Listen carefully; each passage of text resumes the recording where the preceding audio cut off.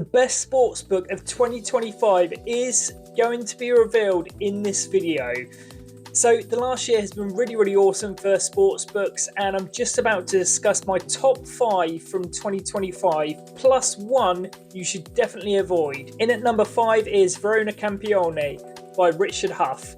So this book basically tells of how Verona won Saraya in 1985, and if you thought Leicester City winning the Premier League was crazy, you haven't heard anything yet, because at the time Verona were very much a kind of small provincial club, and Juventus had the likes of Ballon d'Or winner Michel Platini, and they'd actually won 3 of the last 4 Serie A titles. But Hough discusses how Verona really just upset all the odds with their chain-smoking centre-forward Previn Elkier and their dour and grumpy manager Osvaldo Bagnoli. Hough crafts a real love letter to Italian football and discusses how Bagnoli would basically ignore his players at the training ground, but when he was actually taking the training and managing the matches, he made such a difference and really just improved their careers, for a long time after that. So yeah, this was just such a warm, uplifting book. And actually, speaking of Verona, I was actually lucky enough to see them live in Serie A couple of weeks ago.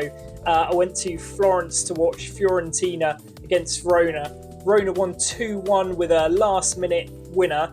And yeah, so if you're thinking of going to some Serie A, if you want to see the kind of old school rundown stadiums, real traditional football grounds, I'd definitely recommend Florence and Fiorentina, which is a wicked time.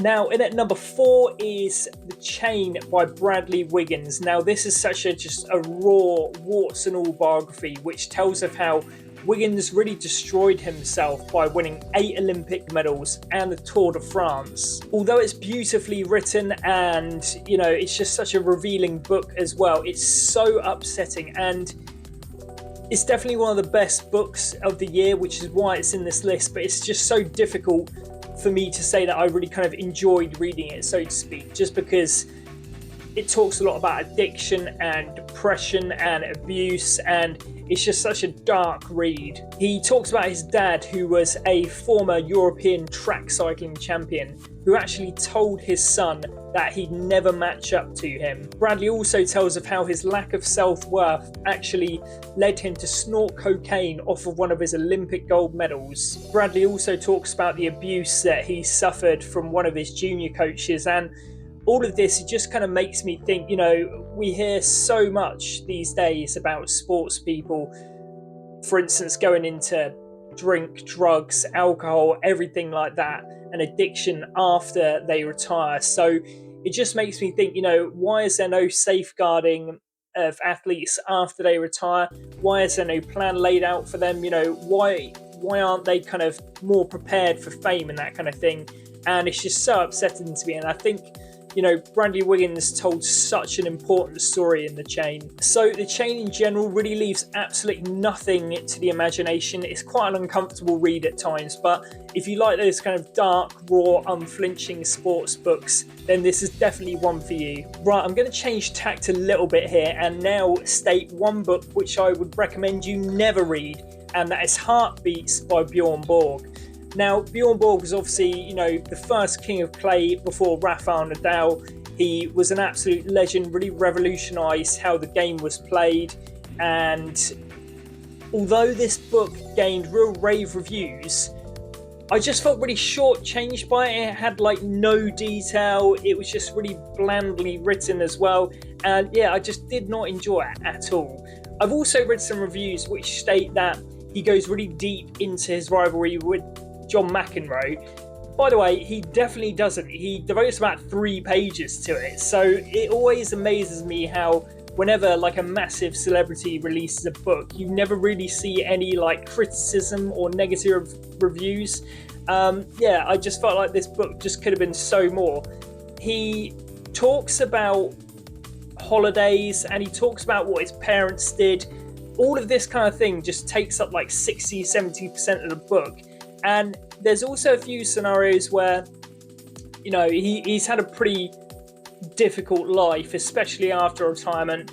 He has also struggled with drug addiction, and he's had some near-death experiences in terms of overdoses. But there's a couple of these passages where he'll kind of just like drop in that, you know, he fainted or something, and then it's like the next page he's at the hospital and then he's leaving.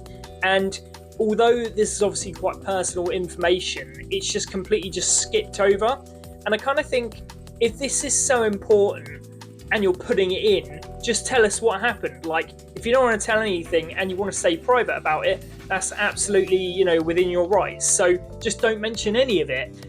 So yeah, I just felt so kind of let down by this book. It was just much of a nothingness for me. And yeah, big thumbs down from me for Björn Borg's Heartbeats. If you want to see me get really angry and just have a massive rant about this book, I will also link to the video in the description of this. I'll put that link up on the screen as well, so you can watch my review of Heartbeats as well. So my third favourite book of the year is Big Dunc by Duncan Ferguson. Now, in the book, a large part of this is Ferguson talking about being sent to Barlinnie prison, which he actually described as like living in a war zone. He also talked about managing and playing for Everton, who at the time were probably one of the most chaotic teams in the country. Now, I was in an interesting place when I read this book, because it was actually the first book that I reviewed for this channel. So at the time, I was perhaps reading it with like a different vision perhaps, and because I'm not really that emotionally connected to, for instance, Everton or Rangers or Scotland, all of whom Ferguson played for, I didn't really kind of massively enjoy it, especially kind of towards the end. I felt like it petered out a little bit. But having said that, I've read a lot of worse sports books this year, and when you think about how honest Duncan Ferguson is about how he just had some blazing rows with then Everton manager David Moyes, and also the fact that he gives a really kind of sort of almost like a no holds barred image of prison and what actually happened in there. You know, he doesn't really leave any stone unturned. There's a lot of great detail in there, and it's far from being, you know, a typical football book, which is, you know, just a footballer talking about what it's like to play for big clubs, earn money, go out, be famous and that kind of thing. So I think if you're interested in 90s football, or especially Scottish football, you'll definitely find a lot of value in this, because it is quite an engrossing read. In at second is Helen Boots by Saraya, who discusses her journey from surviving child abuse to actually wrestling at Wembley Stadium. Now, this is such a revealing book, and it talks about how she grew up with her parents working in kind of rowdy pubs around Norwich, to how she really kind of grew up on the grassroots sort of spit and sawdust wrestling scene. And then she, of course, became one of the most revered women in wrestling. Now, this, of course, came with its own dangers. So, like Wiggins and Borg, she actually descended into drug and alcohol addiction as well. In fact, she was actually featured on TMZ in the news when she was caught having a fight in a pub as well. So there's a lot of reflections from Saraya about how the media have perhaps taken advantage of her and how she's been portrayed as well. One of her lowest points also came when private sex tapes of her and her previous partner were actually leaked onto the internet. And at the time, she felt very kind of perhaps alone, and if the sort of spotlight was on her quite a lot, and she felt like, you know, every time she went out, she felt really uncomfortable, like as if people were looking at her and talking about her. There was actually one passage in the book where she talks about she was outside a supermarket and she just kind of went and sat in a bush because she felt like, you know, everyone was pointing at her and looking at her. So I've already mentioned how honest this book is, and I think the kind of authentic, personable style that this is written in really, you know, keeps the book quite high on this list. You really do feel like you're having a conversation with Saraya. She swears quite a lot in the prose, which apparently is how she talks. And yeah, it's quite a quick and smooth read as well. It flows really nicely as well. As I mentioned, it does have quite a lot about previous child abuse that she suffered, and of course addiction. So just be mindful if you think that could be triggering for you. But apart from that, it's such an interesting book. Definitely a very dark book, unflinching book, but yeah, I would definitely recommend it even if you aren't interested in wrestling and you're just interested in sport in general. So the best sports book of 2025, in my opinion, is The Last Bell by Donald McRae. So if you've been reading sports books over the last kind of 10, 20, 30 years, you'll probably be aware of Donald McRae. He's written so many great sports books and indeed boxing books, such as Black and White, Dark Trade. He also wrote a book about Emil Griffith, which is called A Man's World as well. So yeah, definitely an incredible writer, one of the absolute best. You need to check out his back catalogue. So The Last Bell covers McRae's conflicted feelings about the sport, also his aging process, and some really intimate chats with the likes of Oleksandr Usyk, Isaac Chamberlain and Tyson Fury. Usyk is of course the world heavyweight champion who once went to war for Ukraine, and McRae writes about how Usyk would tell him that members of the public were basically saying to Oleksandr, you need to leave the army because, we want to see you in the ring. Usyk also goes on to say that his daughters would frequently ask him why people are killing each other, and he just did not know what to tell them as well. And I think this is the kind of conversation which comes up quite a lot in McRae's work. It's very kind of personal, intimate detail. Definitely not the kind of like the tactical or the sporting element of boxing. He likes to get into the human side of boxing and what they're like outside of the ring.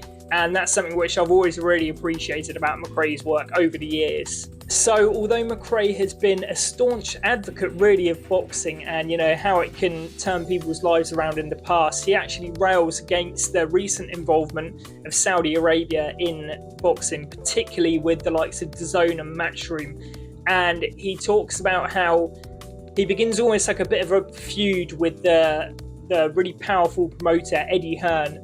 And McRae definitely doesn't pull any punches. He nails his masks in the way that he wants to. He says what he thinks, and at times the Saudi authorities, they don't appreciate what McRae is writing about the sport and their involvement in the sport.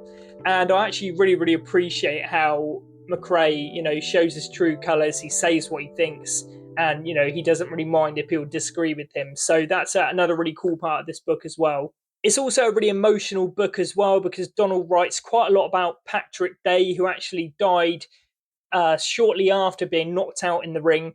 He also talks about loss in the form of his sister and his father, who both died as McRae was writing the book. So it made for quite a contemplative thread that actually ran through the book too. And the biggest praise I can give the book is that after I reviewed it and did the video, I actually wanted to read it again just because I enjoyed it so much. So if you haven't read anything by Donald McRae, honestly, where have you been for like the last 20 years? If you're into your sport, why wouldn't you be? Because you're watching this far, then you definitely need to check out some Donald McRae. So yeah, that's my favourite sports book of 2025. Thanks so much for watching and see you soon.